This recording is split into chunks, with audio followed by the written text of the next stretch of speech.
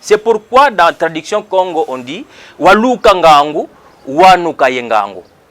C'est-à-dire quoi? Vous ne pouvez pas donner l'enfant ou soit inscrire l'enfant à l'école sans que cet enfant ait son intelligence.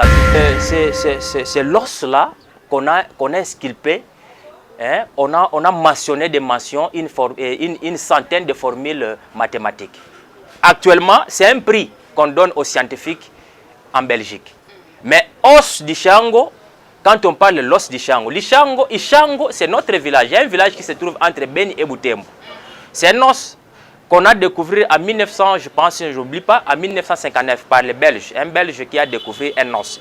Cet os-là, quand ils ont mis le charbon 14, c'est par là qu'on a mis découvrir que l'os date de 23 000 ans avant Jésus-Christ.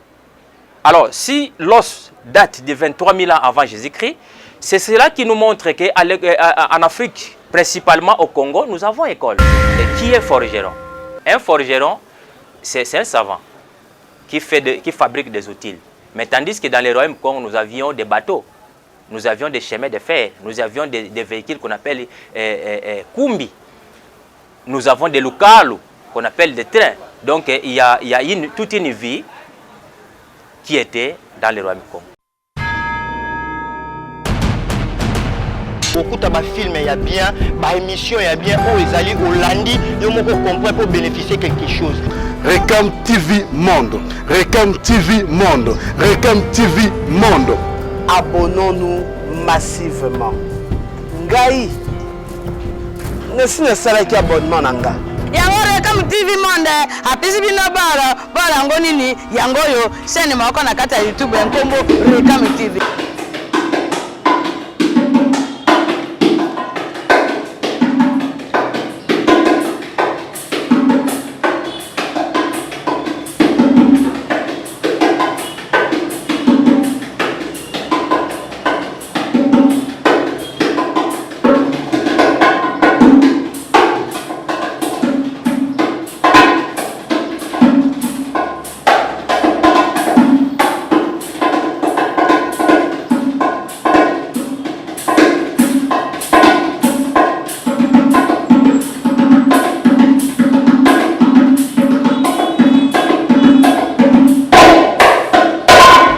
Panabiso. Panabiso. Luanani Ronkalisani. Ambara. Kopi. Apanjokopi. Sulu. Andna.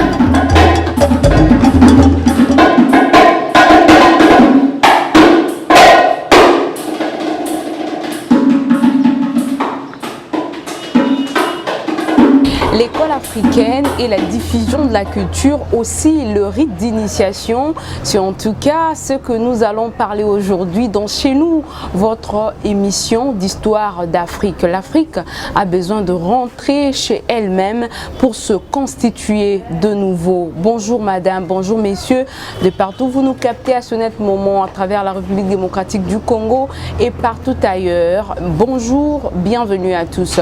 Un nouveau numéro de Chez nous avec une page culturelle. On va parler culture, en tout cas dans ce chapitre. Aujourd'hui, nous avons un africaniste, un panafricaniste. Il s'intéresse aux questions de l'Afrique. Il va se présenter, il est devant vous. Bonjour. Bonjour madame. On vous appelle? Oui, ça va. Moi, je suis Ndingi Kilanga. Je suis africain, Kemid. Merci beaucoup pour votre invitation dans votre émission.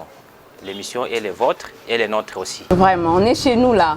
Merci. On va parler de l'école africaine et la diffusion de l'éducation, aussi le rite d'initiation, parce qu'en tout cas, c'est ce qui constitue la clé. L'éducation, c'est la clé de toute une société. Donc, peut-on parler d'école dans la tradition africaine comme lieu d'éducation? Merci beaucoup, madame.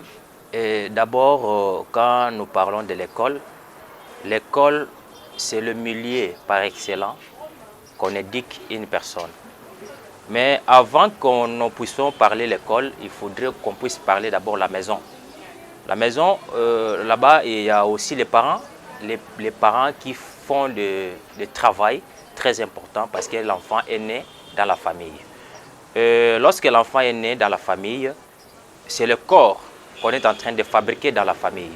Mais son esprit à lui et son âme, c'est l'aspect de la spiritualité. C'est pourquoi, dans votre question, vous avez parlé de l'école et l'initiation. Ok, l'école, c'est le milieu par excellence, parce que l'école, à l'intérieur, il y a beaucoup des aspects. Hein, c'est pourquoi l'école africaine tient aux valeurs de l'enfant ou aux valeurs de l'homme. Parce que l'homme a beaucoup de valeurs en lui, autant plus que l'homme a beaucoup d'esprits qui le conduit. C'est pourquoi on tient au rituel. Au rituel. Qu'est-ce que signifie éduquer quelqu'un? Que peut-on comprendre par l'éducation en Afrique? Merci beaucoup. L'éducation en Afrique, comme je viens de le dire à l'entame, l'éducation est primordiale parce que l'homme est né sur la terre où il parie en lui étranger. Il faudrait qu'on puisse lui donner les instructions adéquates, oui, des instructions et des orientations. Il faut faire part des choses, des instructions et des orientations. Les instructions, ce sont des lois. L'orientation, c'est une démarche à suivre pendant qu'on vit sur la terre. C'est pourquoi il faudrait qu'on puisse tenir compte de beaucoup de choses pour la vie. L'école ou l'éducation en l'homme, c'est quoi en fait? Nous, en Afrique, au départ, nous étions bien organisés et bien structurés. Quand on parle de l'organisation, c'est par là on parlait de l'école. Donc, au cours de l'histoire, l'histoire nous dit, c'est nous les Africains qui avons commencé l'école. Comment ça?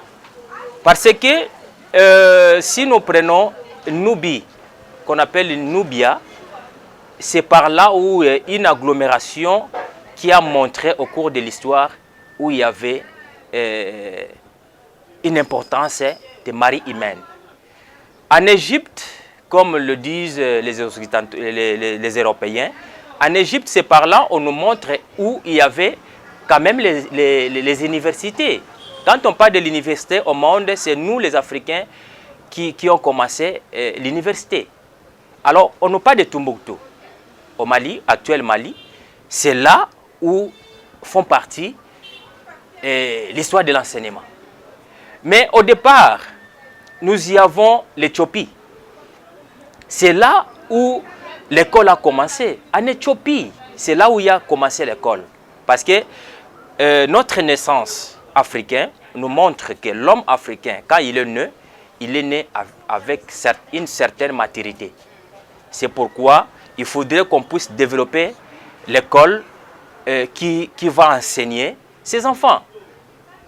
Donc c'est pourquoi l'école et l'éducation est liée par rapport à notre civilisation, par rapport à notre culture. Plusieurs Africains comme vous ne savent peut-être pas que l'école, même la notion de l'école, la notion de l'éducation, de l'instruction provient plutôt de l'Afrique.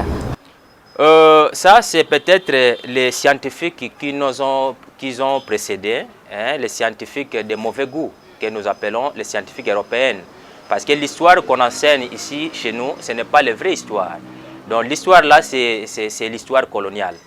Donc ce que nous avons appris à l'école, ce n'est pas la vraie histoire. C'est pourquoi Lumumba disait que les Africains écriront leur histoire eux-mêmes. Et ça sera une histoire glorieuse. Oui, ça sera une histoire glorieuse. C'est pourquoi qui vont écrire l'histoire? C'est nous, parce qu'on est en train d'écrire. Moi, j'écris un livre que je nomme Pensée Congo. Congo K. Congo. Ok. Si par exemple les gens disent que l'histoire, par exemple l'éducation, ce n'est pas nous, c'est autre monde, ça c'est aberrant parce que la recherche scientifique nous montre. Je peux vous parler, illustrer sur la fameuse bateau du Chango, l'os du Chango. Dans l'os du Chango, c'est l'os là qu'on a sculpté. Hein, on a mentionné des mentions, une centaine de formules mathématiques. Actuellement, c'est un prix qu'on donne aux scientifiques en Belgique. Mais os du Chango, quand on parle de l'os du Chango, Ishango, c'est notre village. Il y a un village qui se trouve entre Beni et Butembo. C'est un os qu'on a découvert en 1900, je pense, j'oublie pas, en 1959 par les Belges. Un Belge qui a découvert un os. Cet os-là, quand ils ont mis le charbon 14, c'est par là qu'on a mis découvrir que l'os date de 23 000 ans avant Jésus-Christ. Alors, si l'os date de 23 000 ans avant Jésus-Christ, c'est cela qui nous montre qu'en Afrique, principalement au Congo, nous avons école. Parce que l'école, il faut avoir, quand vous avez l'école, il faut avoir l'écriture. Vous avez l'écriture, vous avez les enseignants, vous avez les instructeurs. Parce qu'à l'école, c'est par là où il faut apprendre l'élève. Alors, qui apprend l'élève? C'est l'enseignant. Alors, les enseignements qu'on est en train de donner, les enseignements qu'on donne à l'école, ce sont des enseignements qui vont refléter l'histoire ou l'image correcte de l'enfant. C'est par là qu'il faut tenir compte des dons innés. C'est pourquoi on parle de l'éducation, l'enseignement, les rites et l'orientation. Voilà. Donc l'éducation revient à l'école. C'est par là qu'il faut éduquer l'enfant. Quels sont les lieux d'éducation en Afrique? Oui, nous avons plusieurs lieux d'éducation en Afrique. C'est pourquoi je vous ai dit, dans le royaume Congo, puisque moi je suis au Congo, nous y avions ce qu'on appelle Ziku, Tokiziku. Nous avons ce qu'on appelle Kikimba, parce que Kikimba c'est l'école combinée, école normale et l'université. Alors, ces lieux-là, c'est pourquoi dans Kiziku, c'est autour du feu, c'est autour d'un paillote au village. Vous voyez, tous les membres familiaux du village, ils viennent là-bas, ils se mettent autour du feu. C'est par là qu'on commence à instruire l'enfant. On lui montre, on fait ça, on ne fait pas ça. Nous commençons par là. Et quand nous quittons l'organisation là qu'on appelle Kiziku, oui, autour du feu, nous avons un endroit aussi qu'on appelle Vula. Dans Vula, c'est par là qu'on donne l'initiation à l'enfant.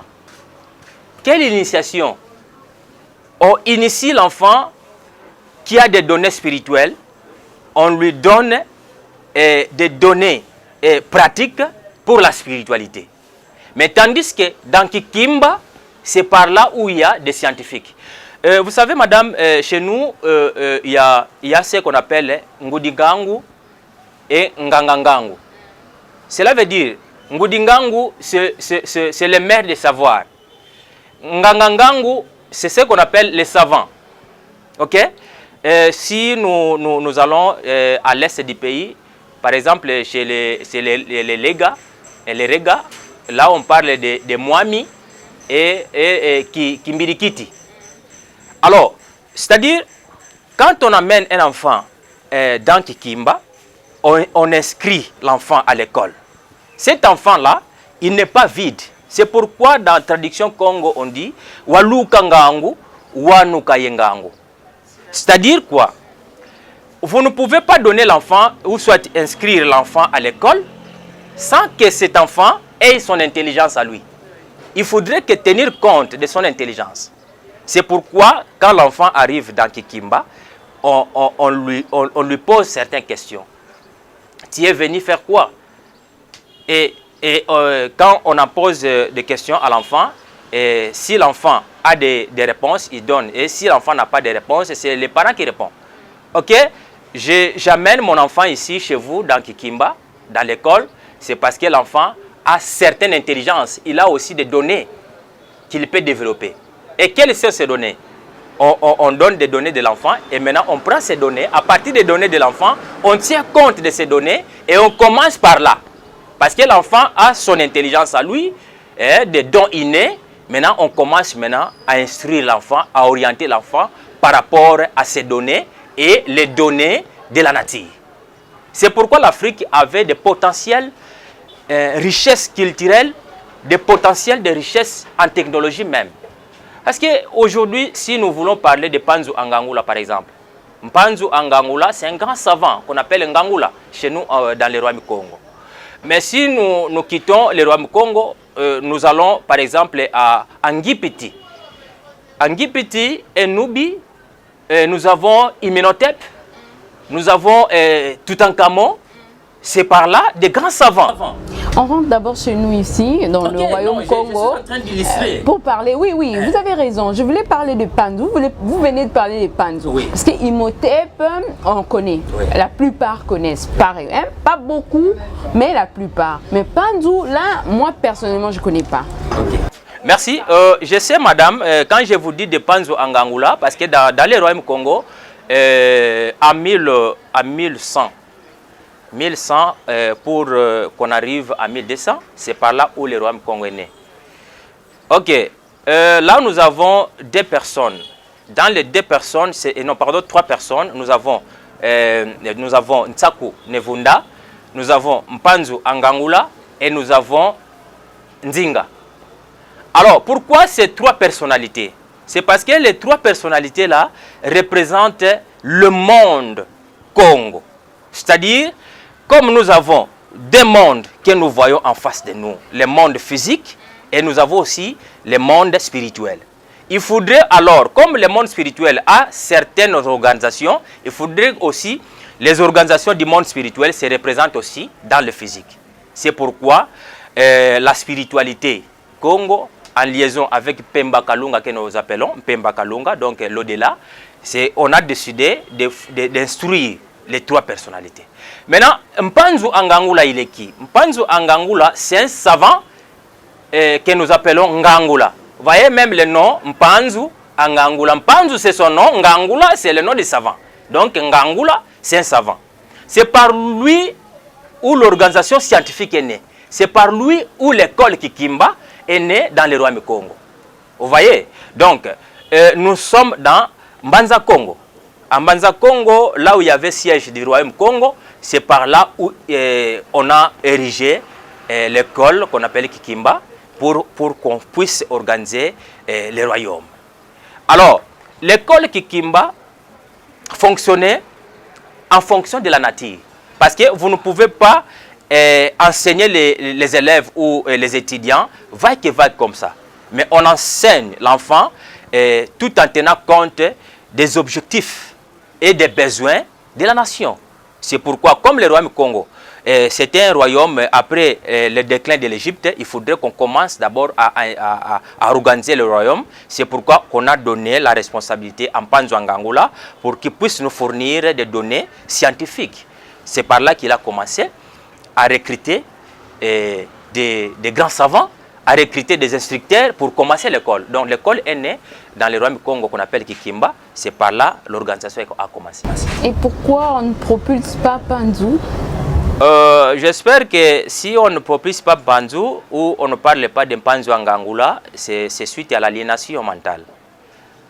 Vous voyez, 5 siècles après, le travail fait par l'homme européen, donc diaboliser, faire oublier ou soit diaboliser ce qui est l'histoire. Vous voyez? Dans l'histoire qu'on nous enseignait, on nous parle peut-être en 6e, j'oublie, on nous parle seulement de Mpanzu le forgeron. Mpanzu le forgeron. Ça limite par là. Mais tandis que qui est forgeron? Un forgeron, c'est un savant qui fabrique des outils. Mais tandis que dans les royaumes Congo, nous avions des bateaux, nous avions des chemins de fer, nous avions des véhicules qu'on appelle kumbi, nous avons des lukalu qu'on appelle des trains. Donc il y a toute une vie qui était dans le royaume Congo. Qui était dans le royaume Congo, mais vous avez dit qu'on tient compte de l'environnement, on tient compte de ce que l'enfant avait, même dans l'école actuelle, on parle dans les tables rases, hein, l'enfant a toujours quelque chose avant d'ajouter celle de l'école. Mais on constate qu'aujourd'hui, on laisse les enfants, comme ce que vous venez de dire, on pose la question d'abord aux membres de famille, qu'est-ce que votre enfant est capable de faire, et puis on oriente. Mais aujourd'hui, je ne pense pas à ça. On commence avec la maternelle, la primaire directement et jusqu'à la fin. Oui, bon, vous pouvez vous-même deviner que l'école n'existe pas aujourd'hui en Afrique. Aujourd'hui, l'école n'existe pas. Parce que l'école que nous voyons, c'est une école occidentale. Une école occidentale avec son programme de l'UNESCO. il n'y aura pas de, de gain de cause. Donc, il y aura toujours de la médiocrité.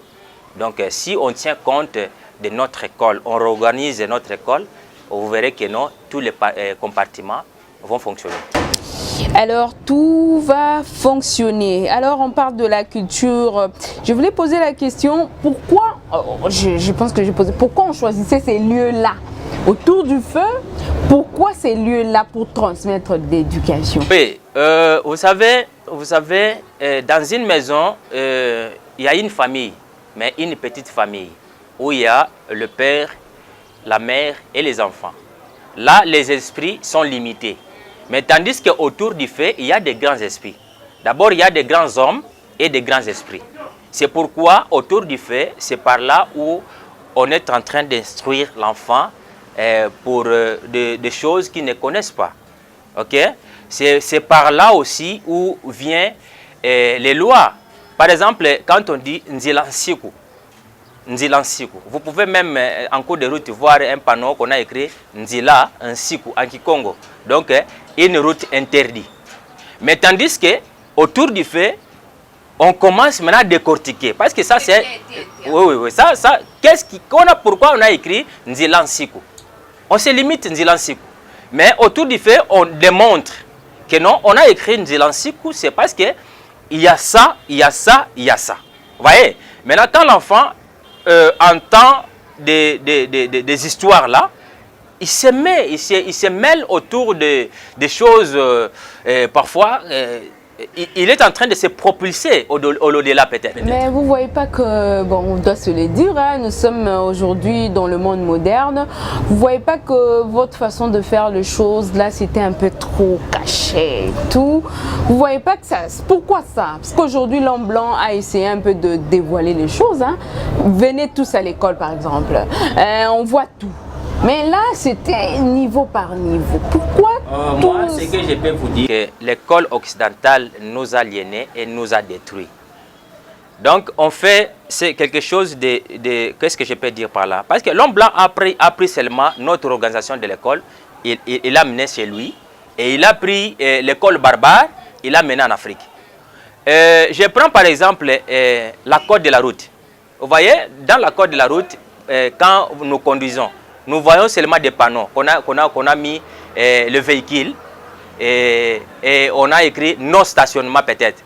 On voit un virage, on a indiqué, mais il y a des langages. Donc on écrit des symboles, mais il y a des codes qu'il faut décoder. Donc dans toutes les choses, même en Afrique, il y a des codes qu'il faut décoder. Alors qui va décoder ce qu'on a codé? C'est celui-là qui connaît. C'est pourquoi le fait, autour du fait, c'est par là qu'on montre l'enfant. Parce qu'à la maison, on n'est pas censé à lui montrer ce qu'ils ne connaissent pas. Alors, merci. La culture africaine est une culture d'éducation ou l'éducation africaine est une éducation de culture? Est-ce que ça servait à véhiculer la culture ou c'est dans la culture qu'on véhiculait de l'éducation? C'est l'ensemble de tout ça. La culture d'abord c'est quoi? La culture,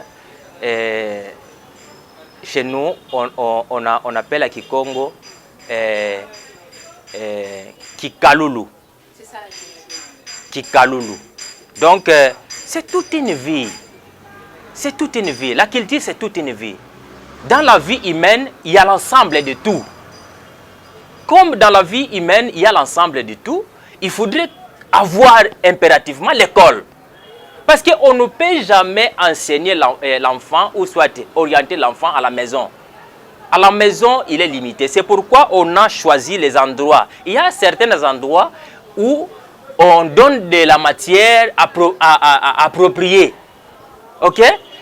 Et par exemple, je peux vous dire, on ne peut jamais initier l'enfant à l'école. Dans l'initiation de la spiritualité, à l'école, ça ne va pas passer. Il y a l'endroit. Parce que l'école, c'est bâtiment, endroit où on transmet de l'éducation. Mais lorsque vous parlez de autour du vélo... non, autour, oui. Vous savez, oui, c'est la culture. C'est la culture, c'est l'endroit. C'est pourquoi je vous dis que dans les royaumes Congo, nous avions Kiziku, nous avons Vula et nous avons Kikimba. Donc, c'est synonyme de l'école. Donc, toutes ces étapes-là, ce sont des écoles parce qu'on éduque la personne. Donc, c'est l'éducation. Hein? Alors, ces éducations-là, ces étapes-là, c'est ça qui symbolise notre culture. Alors, dans la culture africaine, on parle de l'accoutrement, par exemple. Comment est-ce que l'enfant va s'habiller? Comment est-ce que l'enfant peut se comporter à milieu de beaucoup de personnes? Donc, en cours de route, ou soit dans des fêtes, ou soit, je ne sais pas moi. OK? Donc, on montre à l'enfant ses limites. Il y a certains endroits où l'enfant ne peut pas arriver dans notre culture. Par exemple, je prends l'exemple, si le vieux, ils sont regroupés en train de faire une réunion et l'enfant ne peut pas arriver là-bas. Ok? L'enfant ne peut pas arriver là-bas. On dit que on a makamamboka. Oui. On va lobby makamamboka, mais il n'y a pas de choses nouvelles dans cette terre. Tout est ancien. C'est pourquoi on dit okuze kukwendaku zaya kutoka. Si tu ne sais même pas là où tu vas, mais essayez d'interroger le passé. Pourquoi on interroge le passé? On interroge le passé, c'est pour savoir qu'est-ce qui a marché et qui n'a pas marché. Parce que toutes ces histoires-là qui n'ont pas marché dans le passé, ça peut vous attraper aussi aujourd'hui. Ce qui a marché, ça peut vous attraper aussi aujourd'hui pour avancer. C'est pourquoi on dit que non, Makambo Akala n'existe pas. Tout est ancien. Il y a Sika Ezalakate, Ezalakaka, Tango Mutualinga Sala, Neza Sika.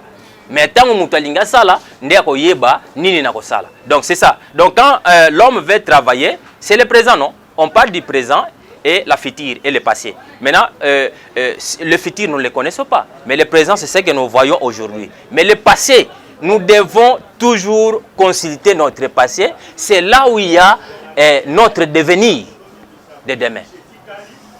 De l'Afrique et des Afriques, peut-on dire que son système éducatif est un ou multiple? Votre question, vous dites l'Afrique et des Afriques. C'est tout à fait normal, c'est parce qu'on parle de l'Afrique et des Afriques. Nous, ce n'est pas l'Afrique que nous parlons. Nous parlons de Kama. Quand nous parlons de Kama, quand nous parlons d'Amphika, c'est par là où il y a l'organisation de notre école. Maintenant, aujourd'hui, quand nous parlons de l'Afrique, c'est l'Afrique occidentale.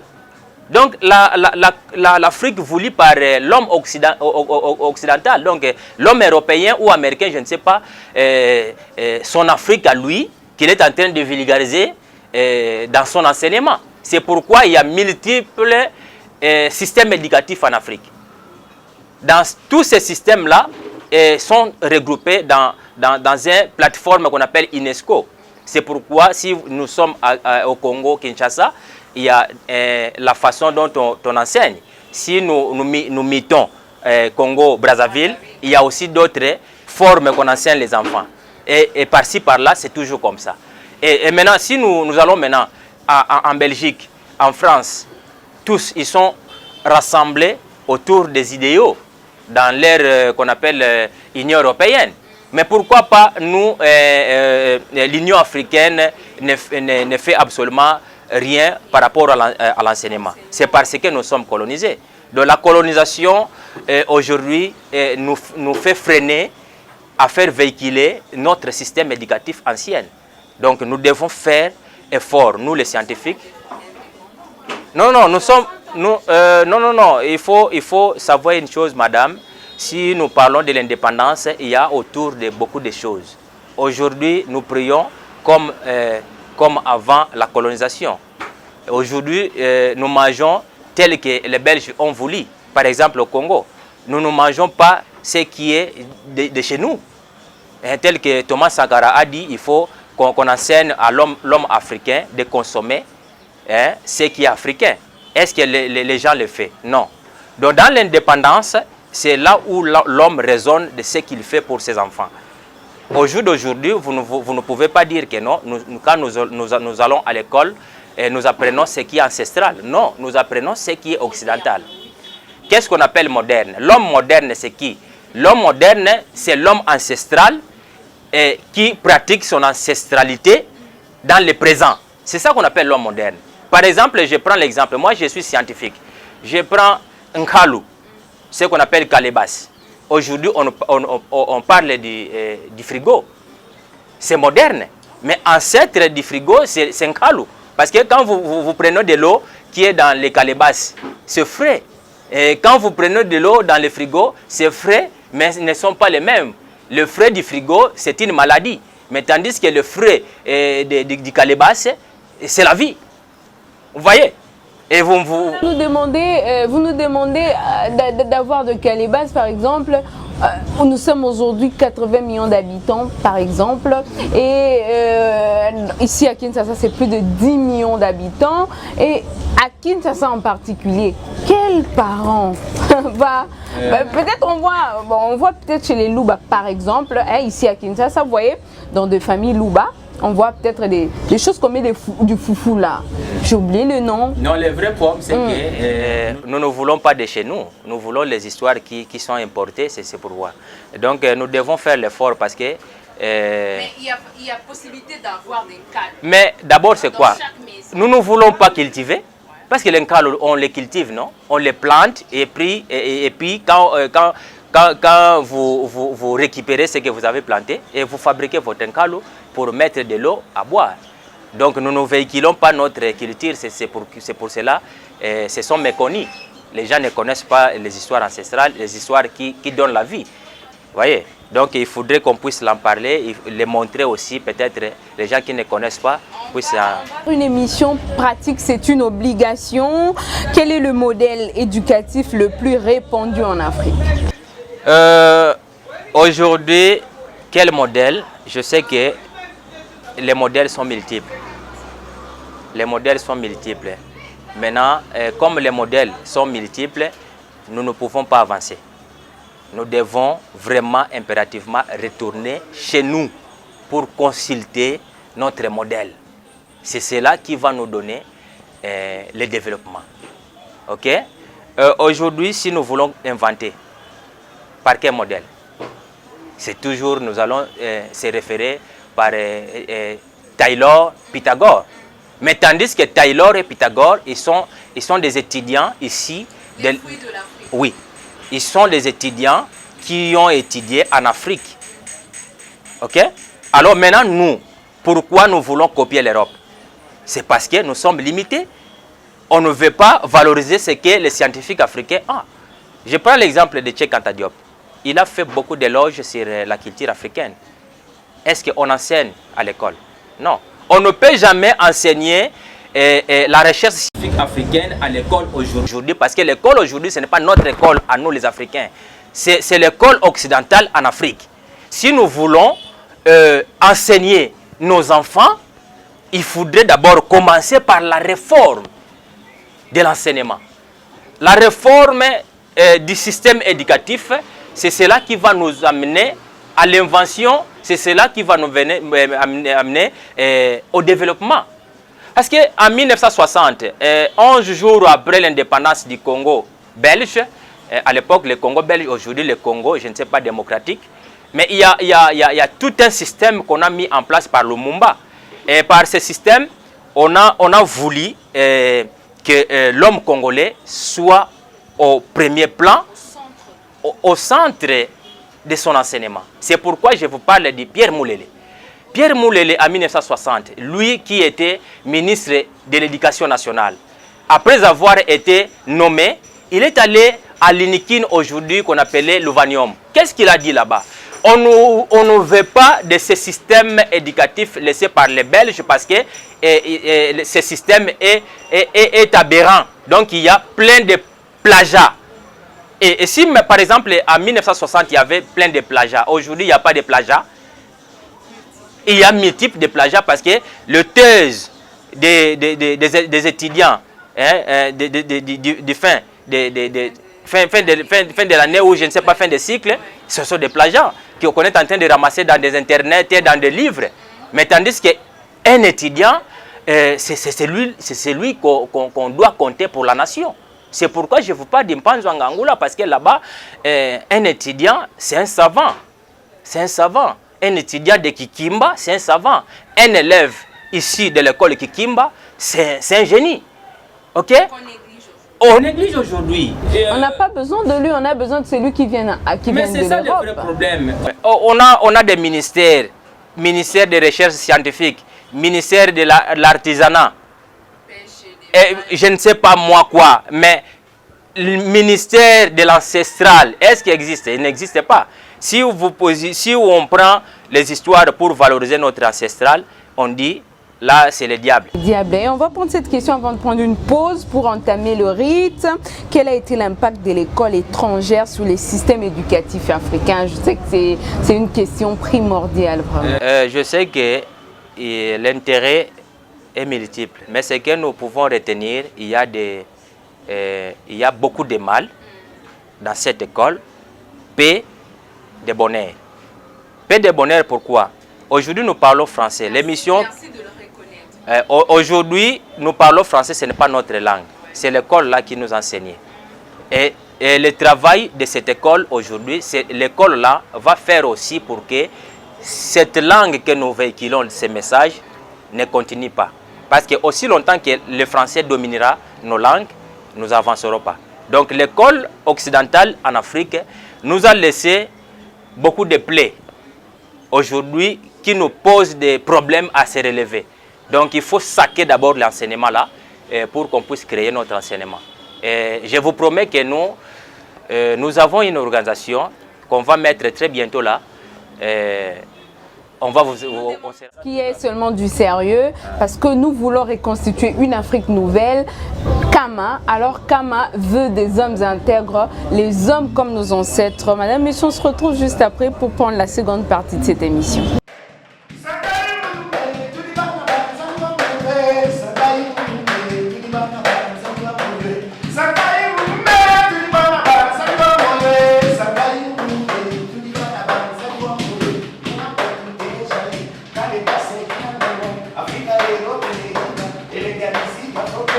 Salam